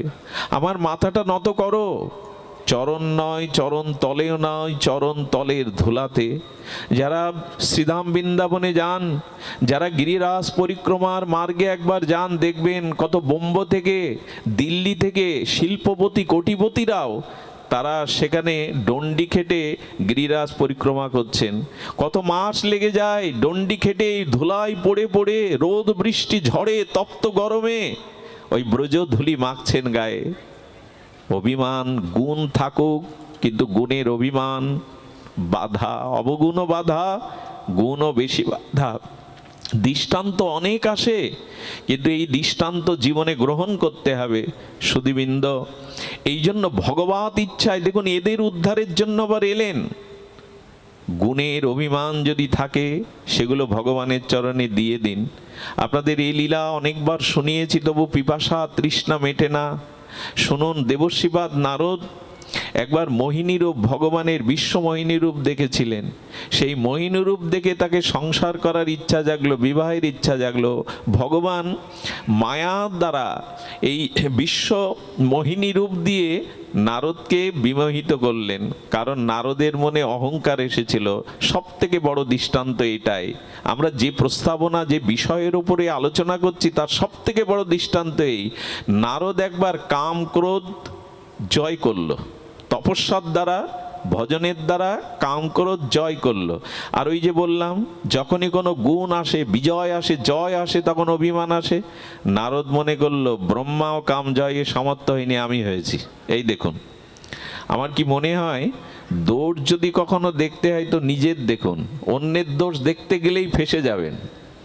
আয়না প্রত্যেকের বাড়ি কেন জানেন? দর্পণ নিজেকে দেখার জন্য। আচ্ছা, অন্যের দেখার জন্য দর্পণ কেউ ঘরে রাখে? পাড়া প্রতিবেশী দেখবে তাই? আয়না ঘরে রাখা হয় কেন? দর্পণ। এই দর্পণ মানে বিবেক। দর্পণ মানে ওই স্বচ্ছ যে দর্পণ, যা নিজের প্রতিচ্ছবি পড়ে, বিবেক হলো মূল দর্পণ। এই বিবেকে বারবার দেখুন, বিবেকে নিজেকে বারবার দেখুন। বয়স চলে যাচ্ছে, সময় চলে যাচ্ছে, অভিমান এসে ভিড় করলো না তো। দর্পণ মানে বিবেক। তো অপরের দোষ দেখতে গেলে ব্রহ্মা কাম জয় করতে পারেনি, এরপরে এত সাহস দেখালো, এত অভিমান এলো গুণের, যে ভগবান শিবকেও কামদেব ক্রোধান্বিত করেছিলেন, ধ্যান ভঙ্গ করেছিলেন। তার মানে শিবের থেকেও আমি উন্নত। যখন অপরের সাথে আপনি আপনার গুণের পরিমাপ করবেন, তখন জানবেন পতনের সময় হয়েছে আপনার। ভগবান শিবের কাছে গিয়ে বললেন, দেখুন মদন পঞ্চম স্বরে বাণের দ্বারা আপনার কাম আসেনি, কিন্তু ক্রোধে আপনি মদনকে পুড়িয়ে মেরেছিলেন। আমার কাছে কিন্তু কাম আসতে পারবে না, আমি কামজয়ী। এই দেখুন গুণের অভিমান মানুষকে কোথায় নিয়ে যায়। খুব বড় একটি দৃষ্টান্ত। শিব ঠাকুর বললেন, এই কথা আর কাউকে বলেছেন কি আপনি? বলেন ব্রহ্মাকে বলেছেন, তা বললেন না। বলেন আপনাকেই বলছে। বললো খবরদার, এই কথা আর কাউকে বলতে যাবেন না, আর কাউকে বলবেন না এই কথা। মনে মনে বললেন, হ্যাঁ বলতে বারণ করছে, এই জন্য ওনার কৃতিত্ব তো কম হয়ে যাচ্ছে, আমার কৃতিত্ব বেড়ে যাচ্ছে। আমাদের ভিতরে কোনো একটা গুণ থাকলে, ঢাক না পিটাতে পারলে আমার শান্তি নেই, লোক না জানাতে পারলে আমার শান্তি কোথায়? লোক তো জানবে কে আমি, কেন আমি। এই লোকের ওই কবিগুরু আবার এখানেই কলম ধরেছেন। হ্যাঁ, নিজেরে যেন না করি প্রচার, নিজেরও আপন কাজে, তোমার ইচ্ছা পূর্ণ করো হে আমারও জীবন মাঝে। নিজেকে করিতে গৌরব দান, নিজেকে কেবলই করি অপমান। নিজের প্রশংসা, নিজের খ্যাতি প্রচার মানে আপনি নিজেকেই অপমান করছেন। কোনো খ্যাতি, কোনো যশ, কোনো গুণ আপনার নয়, এটা ঈশ্বরের দেওয়া। পৃথিবীর সমস্ত আলো আগুন যেমন সূর্যের থেকে ধার করা, সকলের মধ্যে যা কিছু বৃহৎ ক্ষুদ্র গুণ এ ভগবানেরই দান, গুরুদেবেরই দান। এর জন্য নিজের কোনো অভিমান এতে আসা উচিত নয়। নিজের গৌরব গাথা বিজ্ঞাপন করতে যাবেন না, ঢোল পিটাতে যাবেন না। ফুলের বক্ষে মধু হলে মৌমাছিকে নিমন্ত্রণ করা লাগবে না, অন্য কাউকে নিমন্ত্রণ করতে হবে না, তারা এসে যাবে। আপনার প্রকৃত নিরহংকারী ভগবত গুণ থাকলে, রূপ সনাতন নিজের প্রচার চেয়েছিলেন, আর জগৎব্যাপী তাদের চরণেই সমর্পিত না হলে গৌর পাব না। মহাপ্রভুর মনোভীষ্ট পূরণকারী ত্যাগ বৈরাগ্যের মূর্তি রূপ সনাতন ষড়গোস্বামীগণ আজ বন্দনীয়। তারা নিজের প্রচার চাননি।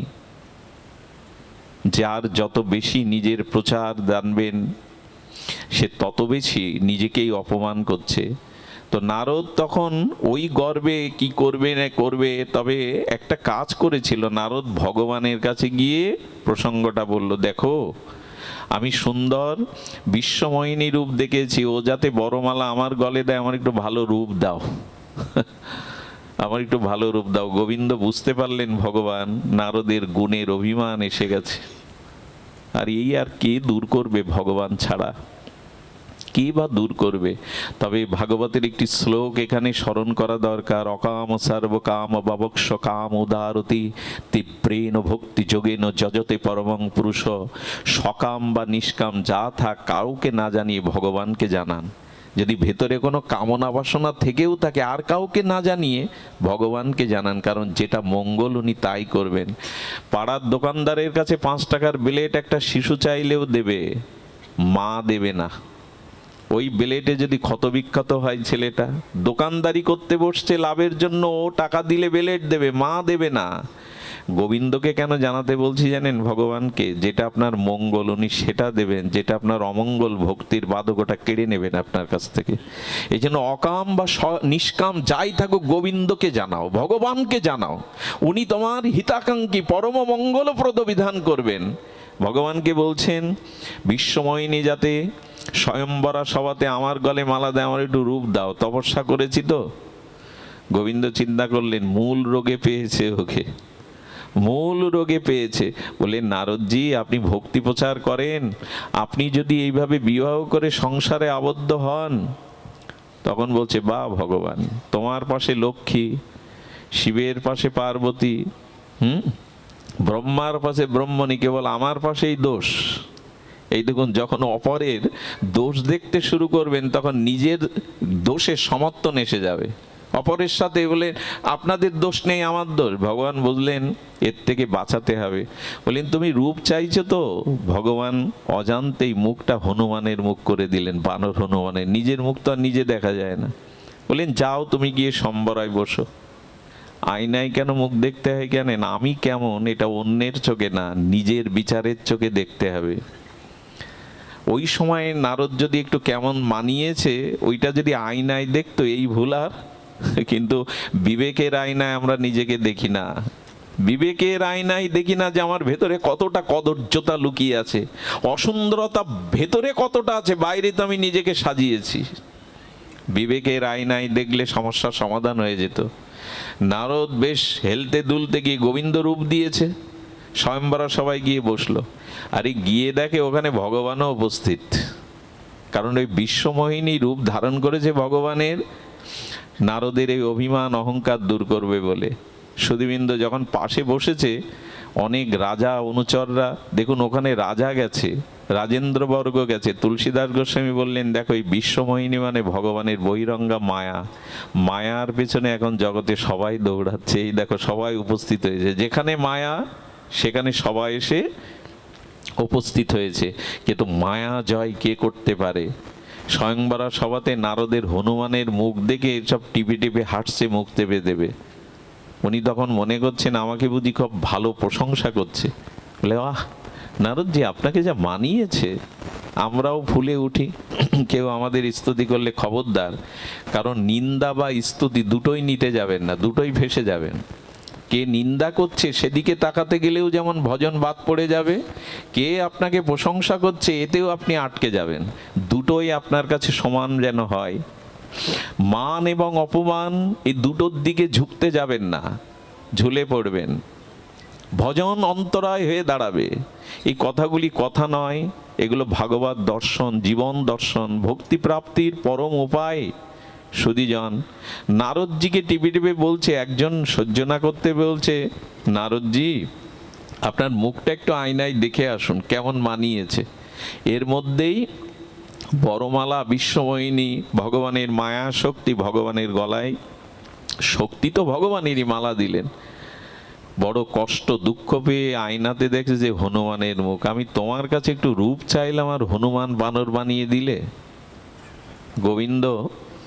গোবিন্দ বিশ্বমোহিনীকে নারদের যাওয়ার পথে দাঁড়িয়েছে, ক্রোধ বুকে নিয়ে, যন্ত্রণা অপমান বুকে নিয়ে নারদ যাচ্ছে। ভগবান বিশ্বমোহিনীকে সামনে দাঁড়িয়ে বলছে মুনিবর কোথায় যাচ্ছেন? যে কি রাগ হয় বলুন তো। এবং পাশে বিশ্বমোহিনী দাঁড়ানো। বিশ্বমোহিনী না থাকলে রাগ কম হতো, যাকে আমি চেয়েছিলাম তাকে পাশে দাঁড়িয়ে এখন বলছো মুনি কোথায় যাচ্ছ? বলো দেখো ভগবান আমার ইচ্ছার পথে তুমি বাধা দিলে। ভগবান মনে মনে বললেন বানর রূপ কেন দিয়েছি জানেন?